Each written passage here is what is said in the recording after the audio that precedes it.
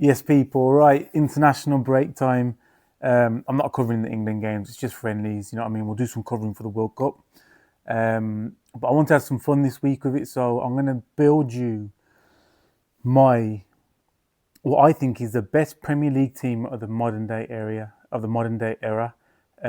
So let me put some caveats in here to let you know exactly what the criteria is for these teams, for this team. Sorry. So it's from players that have been in the Premier League from about 2020 onwards. So we're talking the last let's say the last 6 to 7 years in the Premier League. And it's what I think and who I think as players have performed the best and been the standout and the elite players of the Premier League over that time, that I've included to build this team. So the team's going to be a 4-3-3 formation. I'll also pick a manager of who I think would best manage this team. And just let me say that this team I'm building is not necessarily built on let me say like just putting the best players in best positions in the team. I'm trying to build it so it's got some cohesion, so it works together. So look, I want you to get involved in the comments.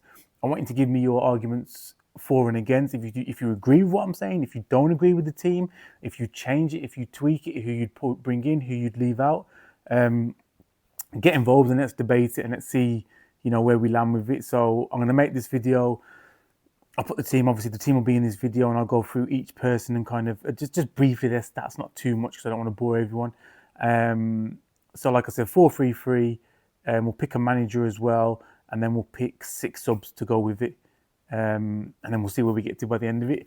Right. So let's get into it. Let's start with the goalkeeper. I'm going to use my iPad with this one because obviously I need to put up some stats. So I'm using the official Premier League website for the stats. So I'm not going to give you the arguments of who I may have chosen in positions. I'm going to tell you who I've chose. I'm also going to choose 6 subs, and then after that, we'll kind of go into maybe who could have made it or who just missed out. But we'll talk about that at the end of the video and in the comments. So in goal, I've got Ederson, obviously of Man City. He's been in the league. He came into the league, I think, 2017, 2018 until last season. End of last season he left. And end of last season he left. And the reason I put him in the team and I've chose him is because I feel like the ball distribution from the back is such a key part of the modern game. And keeping in mind, I want to have cohesion in this team, and for this team on paper to actually be able to play together. I think that he'd be so important to that, and he'd be vital in kind of moving the ball quickly out the back, getting it out to the fullbacks, getting it out to the defenders, breaking the line, sending it over the top. I think he's capable of everything: long balls, short balls, slowing down the game. He's good at claiming crosses, great shot, fantastic shot stopper. I think he's a good presence in the box. So I'd definitely go with Ederson in goal. I'm just going to give you his stats now. I'm not going to break them down season. I'm just going to give you all his stats. So this goes back to 2017, 2018 season until the end of last season, obviously, when he kind of packed up. But I'll give you these stats and just let me know what you think of them. So in that time, he made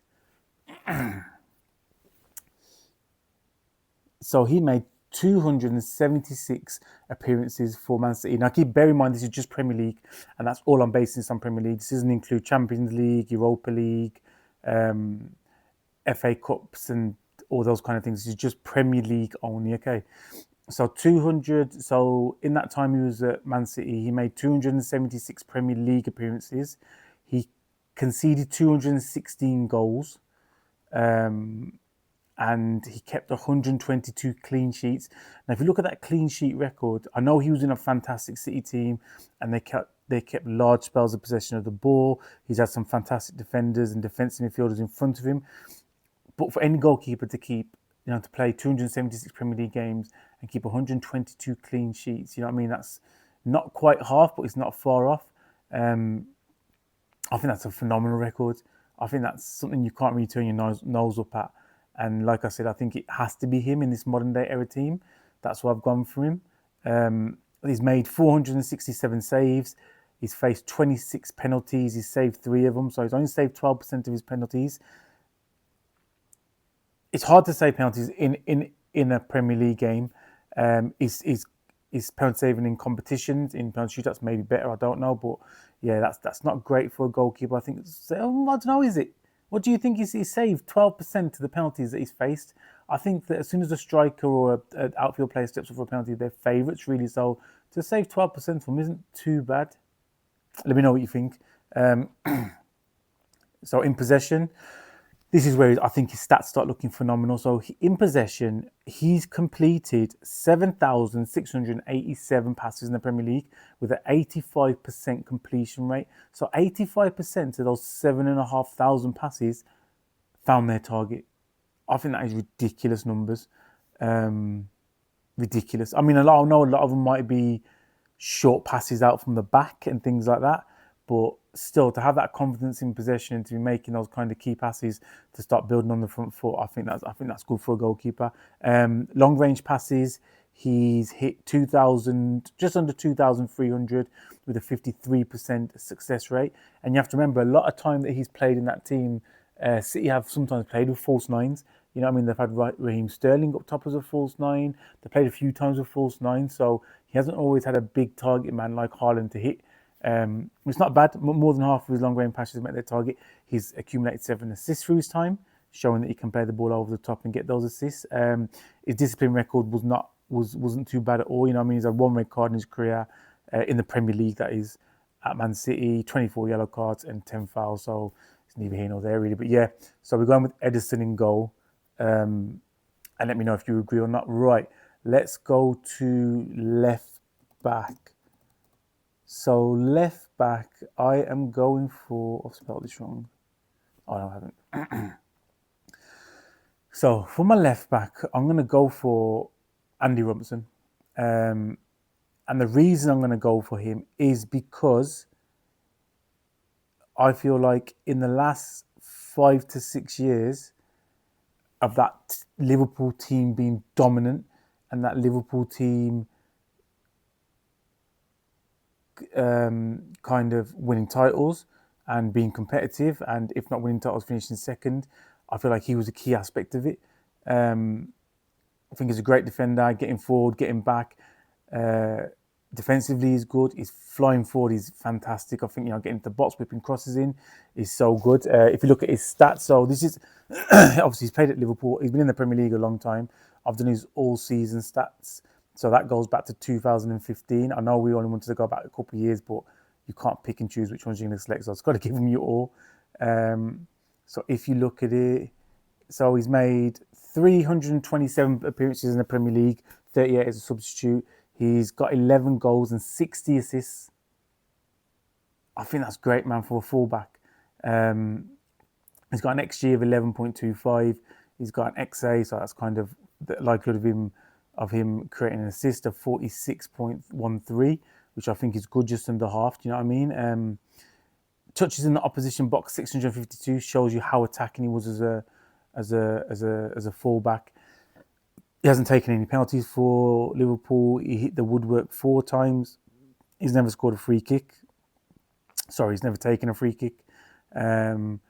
Crosses, he's hit 1,147 crosses with a completion rate of 19%, which I think that's good. I think a completion rate means it meets its target, as in like someone gets on the end of it.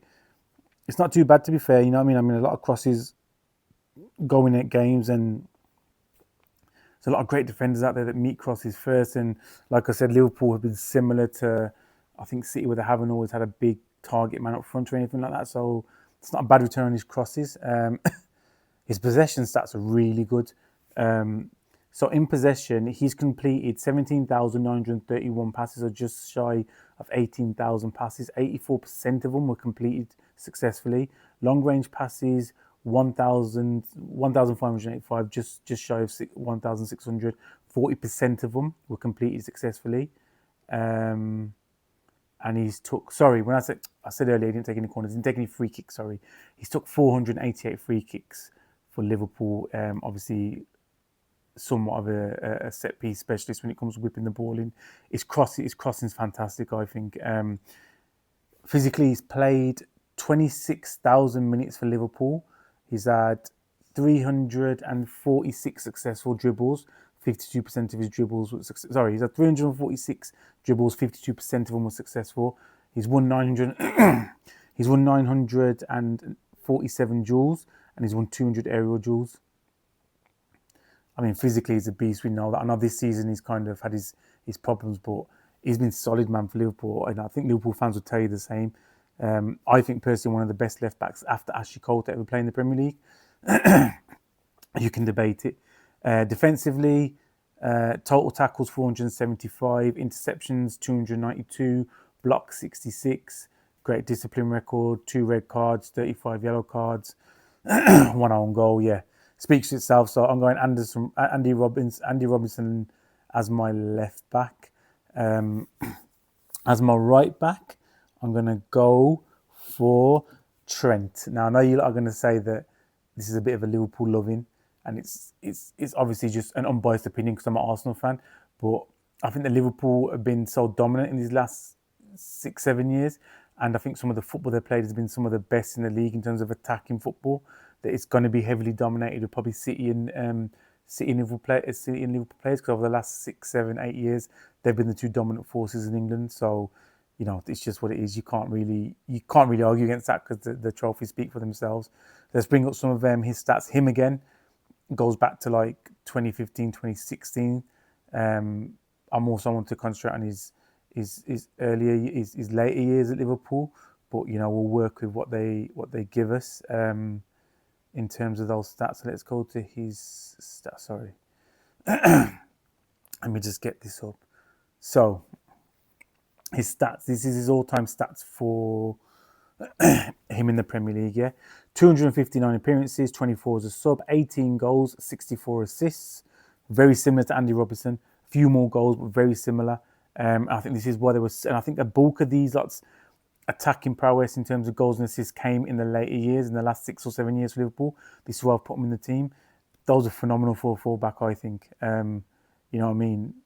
As we know, set piece specialist, dead ball specialist, can play it over the top, great at assisting, you know what I mean? So like if you look at that, 259 games, 64 assists, that's even decent for a midfielder. Do you know what I mean? He's a fullback. Yeah. So, like I said, 18 goals. He had an XG of 17, an XA for assists of 61, which are great stats for a fullback. Touches in the opposition box, 334. He didn't really get too involved in the opposition box. He was more so get to the wing, whip it in, or find the passes, which I found he wasn't really a box crasher as a fullback. I think Andy Robertson did find himself in the box a bit more, but he didn't. But yeah, he never took a penalty for Liverpool in the Premier League. He's hit the woodwork 12 times. This can't be right. They're saying he took 62 free kicks for Liverpool and scored 62. They've got that stat wrong. But yeah, he took 62 free kicks for Liverpool. I can't tell you how many he scored because the stat's wrong on there.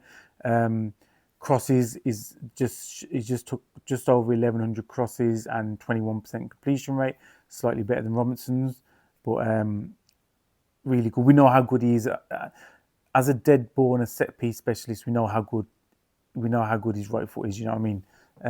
Not only for Liverpool, but how good it's been for England over the years. I think he's just a great ball playing fullback. Do you know what I mean? So that's why I've put him in here. Possession wise, so 15,300 passes, 78% completion rate. Long passes, 2,600 with a 46% completion rate. That's phenomenal. That's madness, that is. So you know those balls getting pinged over the top from Mane, Salah, Jota, rest in peace. You know what I mean? Darwin Núñez. That's all when it's coming into play now. He's took 708 corners. So as you can see, him and Robinson were the kind of primarily the dominant corner takers, obviously from their respective sides. Played 20,000 minutes, 341 dribbles, 54% completed. That's winger rates, you know what I mean? That's good winger stats, that is. And he's put him out as a fullback, even though he's a very attacking fullback. 746 duels won, aerial duels 84, total tackles 421, interceptions 308, blocks 43, never had a red card, 31 yellow card. Yeah, speak to itself, man. Trent Alexander as my right back. Okay, let's go into centre backs. And the first one, surprise, surprise, is going to be Virgil van Dijk. I know what you're thinking, man, but it just shows the dominance of these teams in the Premier League. And look, you can't fuck with Van Dijk. You know what I mean? As a defender, I know this season has been off the boil a bit, but I think just over his time at Liverpool, he's been so good. Again, his stats go back to 2015, 2016. I know I did it at the modern day era, but we could go through his stats for the last 6-7 seasons. I guarantee they've been good, but let's just look at his stats in that time. So, this is the importance he holds at Liverpool. Yeah, in that time, he's played 332 games for Liverpool. Only one of them was a sub. That is ridiculous. 28 goals scored, 8 assists. Look, it's centre backs. It's not really much about their XG and their XA and things like that. But I think we can look at more so like their possession. Fullbacks is a different story, but for these guys, it's going to be different. So possession-wise, passes, 24,000, just over 24,000 passes, 89% completion rate. Now look, passes for defenders, the completion rate, especially for centre-backs, is always going to be high because it's usually passing to your 8s and your 6s in your midfield. And those are short-range passes, but still, you know what I mean? He's got one of the highest pass completion rates. And he's got the highest pass completion rate this season in the Premier League. So he clearly knows how to play ball. Long-range passes, over 2,600 passes made, 57% completion rate, played close to 30,000 minutes for Liverpool. He's won just shy of 2,000 duels, 1,500 aerial duels. Made 328 tackles, 459 interceptions, 183 blocks. He's only had 2 red cards. Yeah, like Virgil van Dijk has to be, man. He's a man mountain, you know what I mean? The type of person you want in your defence. I think he's got most attributes that people would want from a defender. And yeah, he's been so instrumental in what Liverpool have done and the way that, especially that Klopp team played, which is one of the best Premier League teams we've seen in a while. So yeah, man, as in the modern era, I'd definitely put VVD in there. I think he's got a shout. He's got a shout for actually being in the all-time Premier League team as well, I think. Yeah, so let's get into our next centre back. Now, this one's going to cause some controversy because you lot are going to say, oh, I've only put him in there because he's playing for Arsenal. But I'm going to put, and bear in mind, we're going off just the last 6 to 7 seasons, and his stats that I'm going to give you go from the 2019-2020 season to current date. I'm going to put William Saliba in there. Yeah, and I know you are going to say, oh, you're just going off because he's an Arsenal player and this and that. But I know that every single Premier League team right now and over the last 4 or 5 seasons would take William Saliba in their team. Without a shadow of doubt, he'd walk into City's team right now, today, and last season, and probably the season before that. He'd walk into City's team, he'd walk into Liverpool's team, he'd walk into United's team, he'd fucking be captain of Spurs if he was there. He'd walk into any Premier League team, and I think probably the majority of European teams, you know what I mean, he's got to be in there. William Saliba, 125 appearances, 7 goals, 2 assists.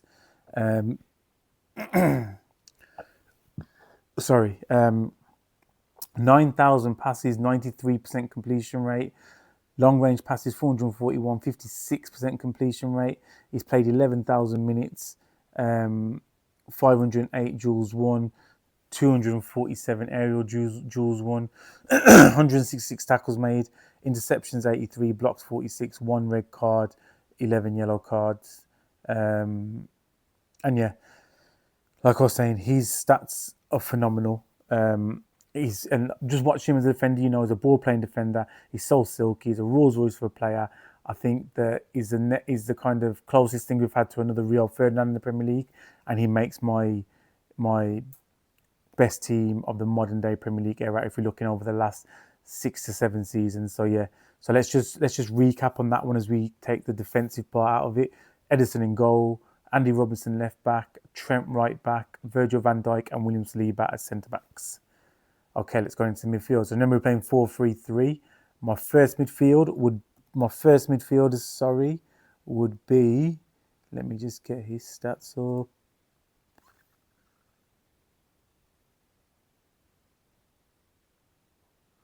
Oh yeah, got him. Right, the first one will be Rodri. The man speaks for himself. You know what I mean? Ballon d'Or winner. Phenomenal. What he does makes the game look easy. He's Puskas esque in the way he plays. Just makes it look so easy if we go into his stats. So his stats also, like Saliba's, go back to 2020. So he kind of fits that mode. So if you look at his stats, 193 appearances, 17 as a sub, 23 goals, 21 assists. The goals and assists is not his game. He's more of receiving the ball, breaking the lines, playing the forward passes, protecting the back line. He's got an XG of 15.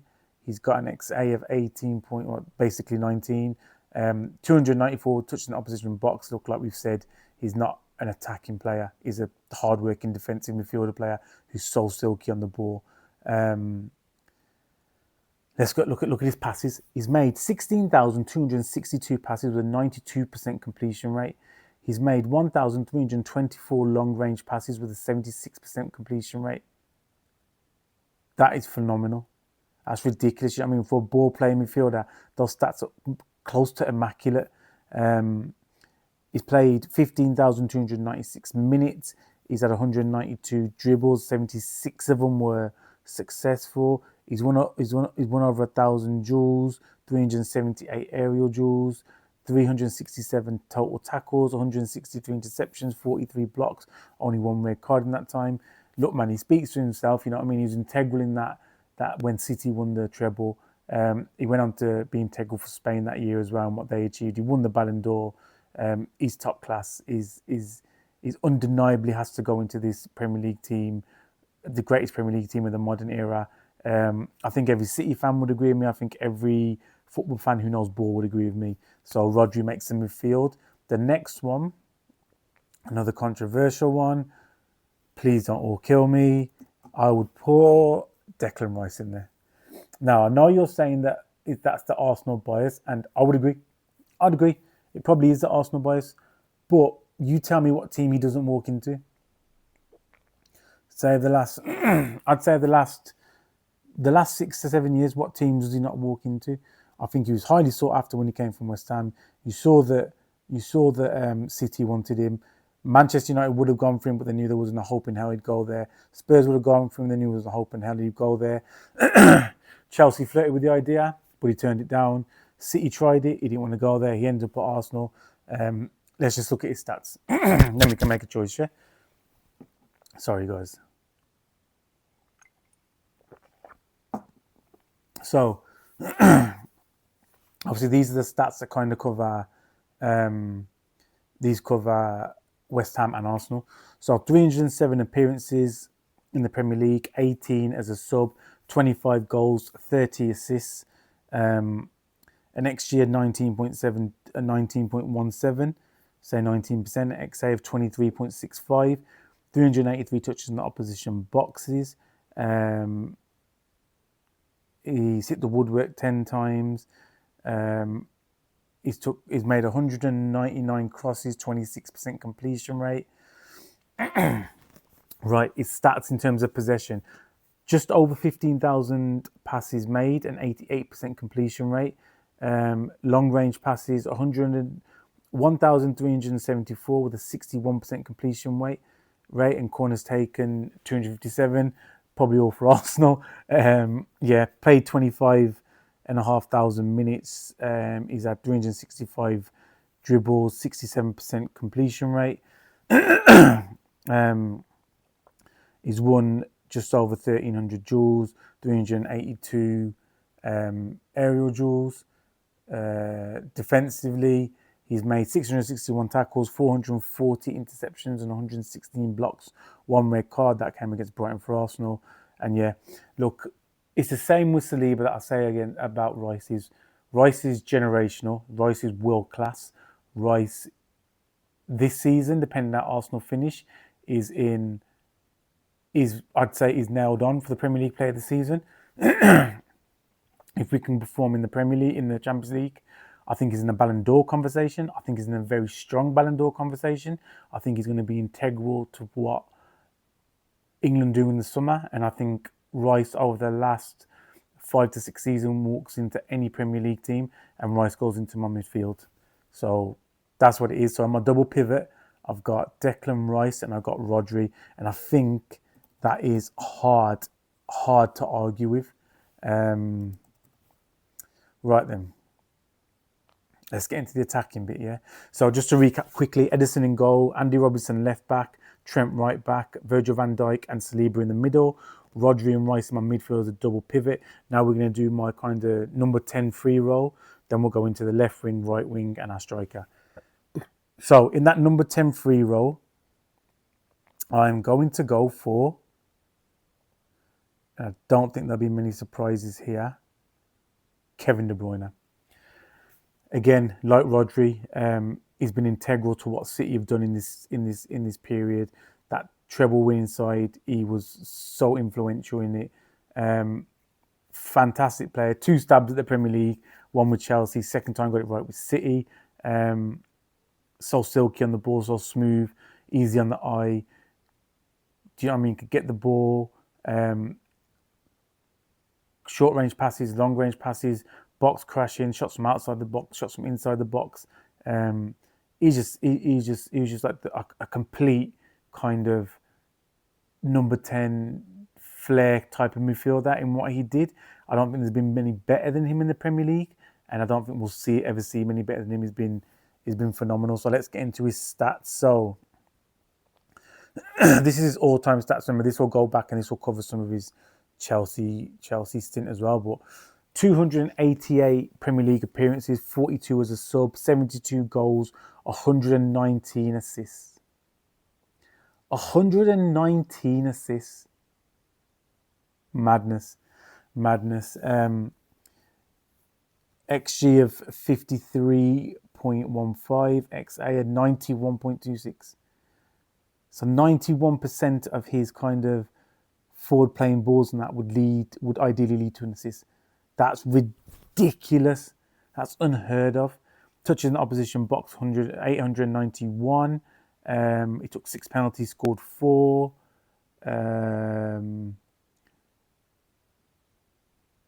And yeah, he made over 1,000 crosses, a 17% completion rate. That's not great, to be fair. We go to his ball possession, 14,000, just over 14,000 passes, 82% completion rate. Long range passes, just over 1,000, 67% completion rate. He played 21,000 minutes, or just over 21,000 minutes. 575 dribbles, 62% completion rate. Few tackle information, defensive information, but that wasn't his game. Yeah, like I said, Kevin De Bruyne breaking the line, picking out passes, through balls, important goals, big goals. I don't think you can argue with me that he should. I don't think you can argue with any of this team, to be honest. I don't think there's anyone out there that can put forward to me a compelling argument of taking someone out of this team and putting someone else in. And if they really look at would that person get into any team over the last 5 years, I think they'd have to say yes. So, you know, KDB, I salute you, man. Like, I hate you because you were so good and you never played for Arsenal, but I think you're a phenomenal player to watch, man. Right, let's get into the wingers. Now, the first one I'm going to go for on the left wing is Sadio Mane.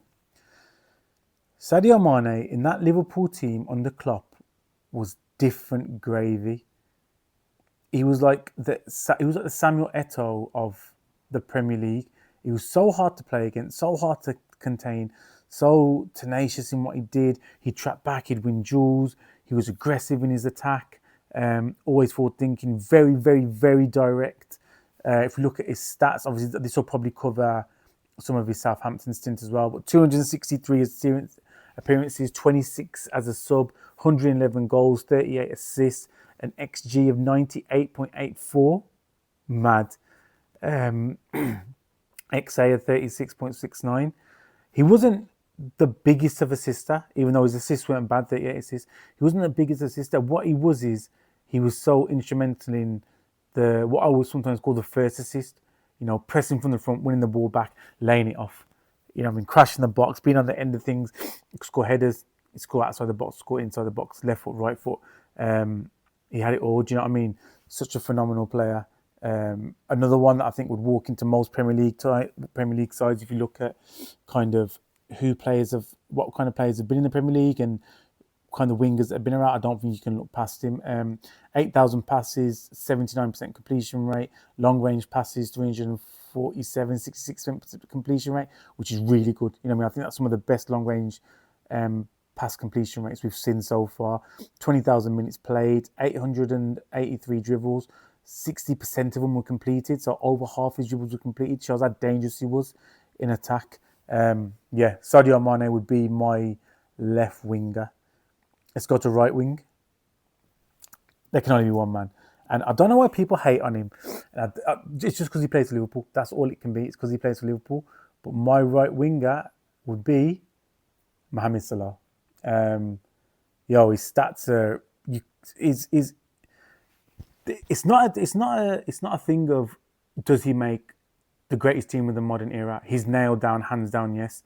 I don't even think there's an argument that does he make the greatest Premier League of all time. I'd say hands down, yes, he does. He has to go in there. He's broken every single record there is to break in terms of what he does in the Premier League, in terms of attacking right winger or second striker, or however you want to kind of define his position.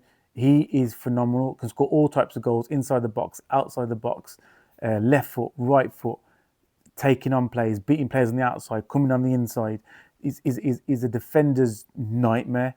Do you know what I mean? And I know people hate him. United fans are going to hate him. Arsenal fans because he plays for Liverpool and whatever. Everyone's going to hate him because of that. But honestly, if everyone asked himself a real question inside and said, would we love to have Mohamed Salah at our club? Everyone would say yes. You have to say yes. He's just that good. Let's go run through stats. Remember, this covers his whole Premier League time. So this goes back to 2013, 2014. I'm assuming that covers some of that Chelsea stint as well. 323 appearances, 27 as a sub, 191 goals, 93 assists. 191 goals, 93 assists, an XG of 118.11. Yo, that is nuts. That XA of 63.84. Look at this, 123 games played, yeah? In over half of them games, he scored, and in over a third of them games, he's assisted. In under a third of them games, he's assisted. That is phenomenal stats. Like, you cannot argue with that. That is ridiculous. He took 41 penalties, scored 35. He had 2,772 touches in the opposition box. He had a pass completion rate of 78%, a long-range pass completion rate of 57%, played 26,000 minutes in the Premier League. He made 984 dribbles, 47% of them were successful. Yeah, never had a red card. Like I said, you cannot overlook and you cannot understate Sadio Mane's importance in the Premier League. And if he's not your right winger in your greatest team of the modern era, and you don't even consider him as one of the greatest Premier League players ever, you don't know football. Like, I'll just tell you straight, you do not know football. This guy is a phenomenal, exceptional talent. I think he's in that bracket above world class. I know Liverpool fans will agree with me, obviously, and other fans won't, but he just has to be. Right, striker. I think it's pretty obvious. Well, actually, no, I don't think it's pretty obvious, but we'll get into that in the sub. So I've gone for Erling Haaland as my striker. Now, this is the one where I'm going to tell you who else I was going to put in. Okay, so let me just run you through Erling Haaland's stats, sorry. So Haaland's stats, Haaland has been in the Premier League 1, 2, 3, 4. He's only been here 4 seasons. 2, 3, 4. 4 seasons, yeah? So check this. In 4 seasons, he has made 126 appearances for Man City, 5 as a sub. He has scored 107 goals. Let me just say that again to you. In 126 Premier League appearances, that includes 5 being as a sub, he has scored 107 Premier League goals. He's been in the Premier League for 4 seasons. That's averaging out about 26, 27 goals a season. Who's putting up their numbers? Them are phenomenal numbers. I know he's been in a fantastic Man City team. I know they've been winning massive things over that time. I know they've been one of the greatest Premier League teams we've ever seen. But you still have to bury your chances. And this is what he does. He is a killer in that box. Left foot, right foot, headers, box crashing, picking it up, beating a player. It's any type of goal that needs scoring, he can do. Big game player. Presence up front. He's tall, he's strong, he's quick. Can ruffle up defenders, can go against defenders, can ruffle them up, can get the ball and play football and beat a man and get into the box. You know what I mean? I don't think you can look past Erling Haaland as your striker. The stats speak for themselves. The goals speak for themselves. I don't even go through the rest of his stats. You just need to look at that one stat: 126 games played and 107 goals.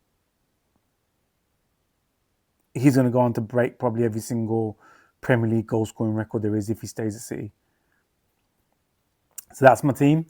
I'll run you through the team again, then we'll go into sub, then we'll just debate why I didn't pick some of these subs. So, Ederson in goal, Andy Robertson left back, Alexander Trent right back, Virgil van Dijk and Saliba as my centre backs, Rodri and Declan Rice in my double pivot in midfield, KDB as my kind of number 10 free role kind of midfielder, Kevin De Bruyne, right wing Mo Salah, left wing Sadio Mane, and up front Erling Haaland.